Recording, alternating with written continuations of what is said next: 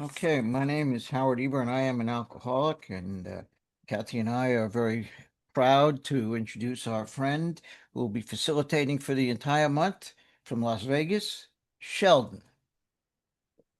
Oh, hey everybody, Sheldon F, alcoholic. It's nice to be back with you guys again. I believe we're at the top of page 91. I think that makes sense. Does everybody agree with that? Okay, great. So we're going to start with the paragraph that says usually the family should not try to tell your story. When possible, avoid meeting a man through his family. Approach through a doctor or an institution is a better bet. If your man needs hospitalization, he should have it, but not forcibly unless he's violent.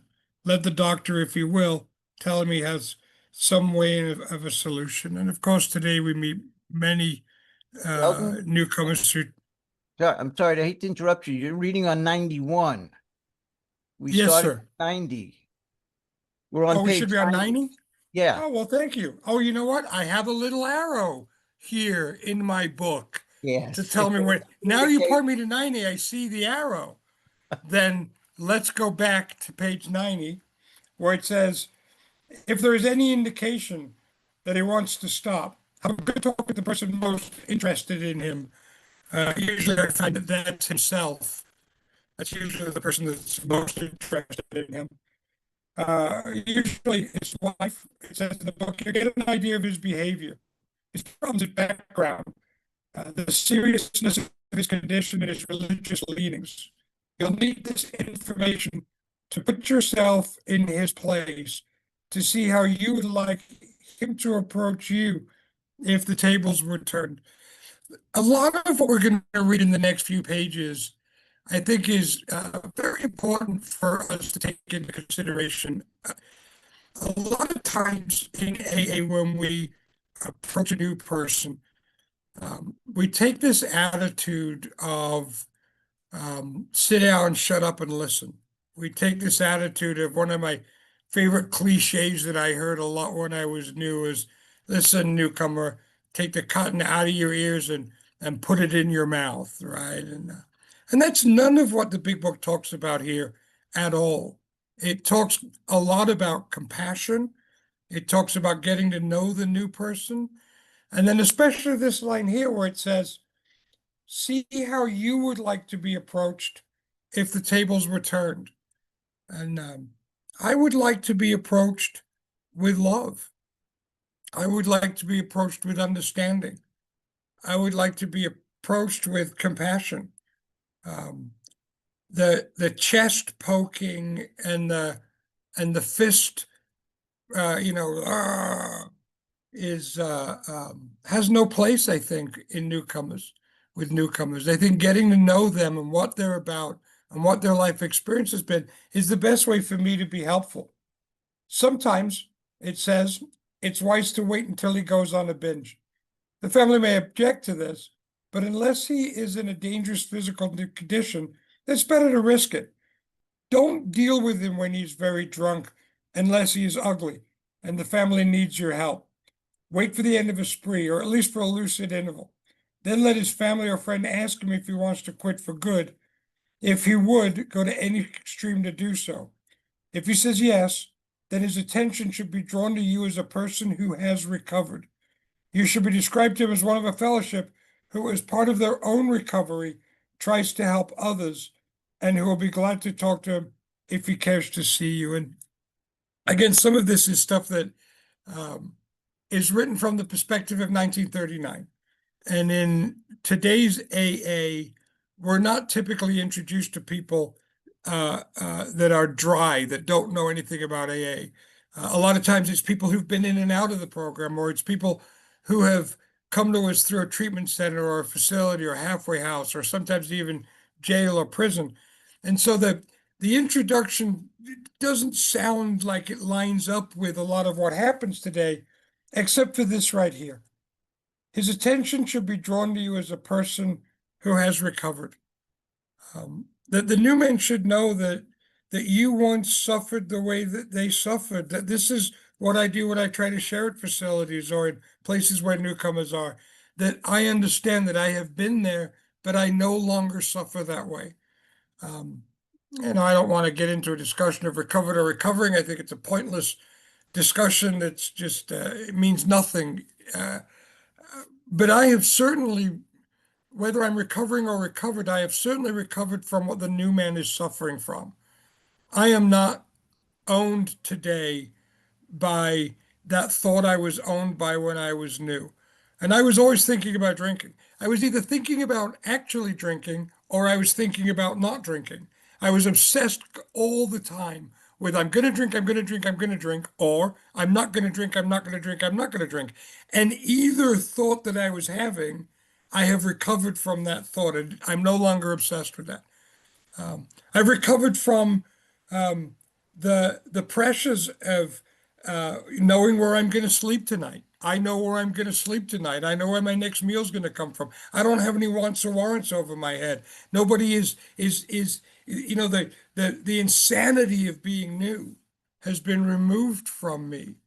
And so I have recovered from the unmanageability that a newcomer experiences. One of the things, and this is kind of a little off track, but it's one of the things that I often think about. Sometimes in AA, long timers, I think for the sake of drama, we like to share as if we're still sick. We like to share as if my life is still unmanageable. Well, you know what? I still have some problems. There are things in my life that are still a little chaotic, but I am not unmanageable like a newcomer. My life is not like that. In fact, when the outside world looks at my life, it appears quite manageable, even in the middle of all of the drama I have right now. And I need to express that to the new man. That this talk about, well, what do you expect of me? I'm just an alcoholic. Well, honestly, what I expect is get a sponsor, get a home group, work some steps, and then your life will change. I think I have a responsibility to the new man to let him know that AA works, that I have recovered from what he is suffering from. And you don't come to AA and remain sick if you don't want to. You can come to AA and you can recover. And I believe, and maybe it's arrogance. I don't know. I think it's a fair assessment. I believe my life looks like a man who has recovered from what ailed me 29 years ago. And the book tells me it's my responsibility to explain that to a new man. That recovery is possible. And the recovery is not only possible, but if you do the work, it's guaranteed. What a beautiful thing that is to explain to a new man that not only that he can recover, but he can expect to recover. It's a beautiful promise. Turn his attention to somebody who has recovered. You should be described to him as one of a fellowship who is part of their own recovery, tries to help others. I'll be glad to talk to him if he cares to listen. And if he doesn't care to listen, it's no big deal. We have no pressure, no lectures to endure, no axes to grind. And that I'm only doing this because it is part of what I have to do in order to recover. Later, it will tell me to say to the new man that he is helping me more than I am helping him. And it's important that the new man knows that I have recovered, and that part of my journey of recovery is that I need people like him to talk to because it will help me. And if he gets help as a side benefit, that's a blessing. If he doesn't want to see you, never force yourself upon him. Neither should his family hysterically plead with him to do anything, nor should they tell him much about you. They should wait for the end of the next drinking bout. In Alcoholics Anonymous, we do not ask much of people. This is not as difficult or as complicated as the more dramatic among us would like to make it sound. It is a lifestyle that we wear as loose clothing, right? But it is a lifestyle, and it is something that if I'm going to get recovery, I have to want to do. That the desperation of the last drink that they're encouraging here, let the guy get beaten up. That desperation can be the key to unlock the willingness for the guy to do it. And if he's not willing, when I wasn't willing, I kept drinking. I would show up at AA meetings. I was willing to take free cigarettes. I was willing to have you buy me a hamburger.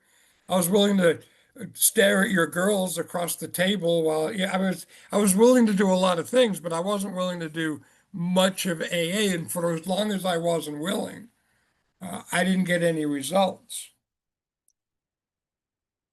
You might place this book somewhere where you can see it in the interval. You might let him see the big book. Here, no specific rule can be given. The family must decide these things, but urge them not to be over anxious, for that might spoil matters. That we are attraction, not promotion. And so we lay out who we are and what we do, and we shrug our shoulders. And we say, come or don't come, we don't mind. This is a little mean, but I will often say this to a new guy. If you come to AA and you do everything we have to offer, I mean, everything, home group, sponsor, commitments, steps, you do everything we have to offer. I promise you that your life will get better. And I could also promise you that if you don't, mine won't get any worse. I have no dog in the fight. I'm just here to help if you want help. Usually the family should not try to tell your story when possible. Avoid meeting. Hey, this sounds familiar. Usually the family should not try to tell your story. When possible, avoid meeting the family, meeting the man through his family. Approach to a doctor and institution is better yet. If your man needs hospitalization, should have it, but not forcibly unless it's violent. Let the doctor, if you will, tell him he has something in the way of a solution. That we should just be presented as an option. The big book says that we have no monopoly on recovery. We're not the only solution. We're the only solution that worked for me.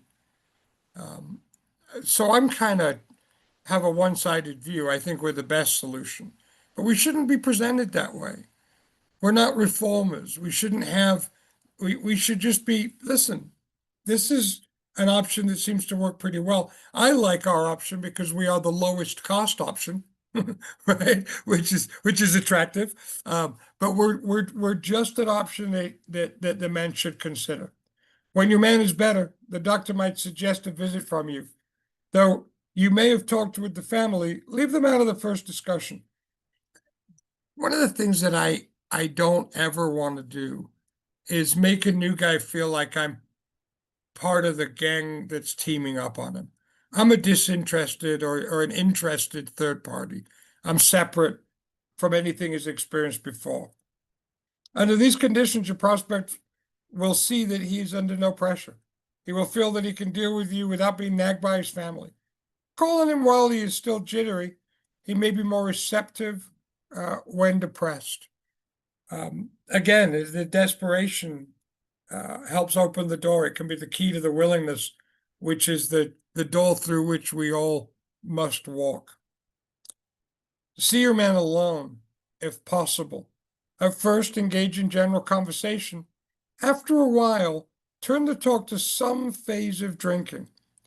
Tell him enough about your drinking habits, symptoms, and experiences that he will think you know everything. No, it's not what it says. That he will see you as the savior. No, that's not what it is. So he will listen to all of your direction and do everything you will say. It's not what it says either. It says, tell him enough of your experience to encourage him to speak of himself. None of the sit down, shut up, and listen. If we want your opinion, Sparky will give it to you. Take the cotton out of your ears and put it in your mouth. None of that. To say that we don't want to hear from newcomers challenges everything that we try to do here. How are you going to win someone's confidence? How are you going to get someone to think you care? How are you going to have attraction if all you do is promotion? We want to hear the guy's story. We want him to feel safe or her to feel safe. So my goal with the new man is to get him to talk, encourage him to talk. If he wishes to talk, let him do so. You will thus get a better idea of how you want to proceed. If he's not communicative, give him a sketch of your drinking career up to the time you quit. It's so funny because don't we want to get the new man and make him listen to our story? But the only time the book suggests to do that is if he won't tell you his. Then you can say, okay, let me tell you my story of how, but say nothing for the moment up to the time you quit, but say nothing for the moment of how that was accomplished.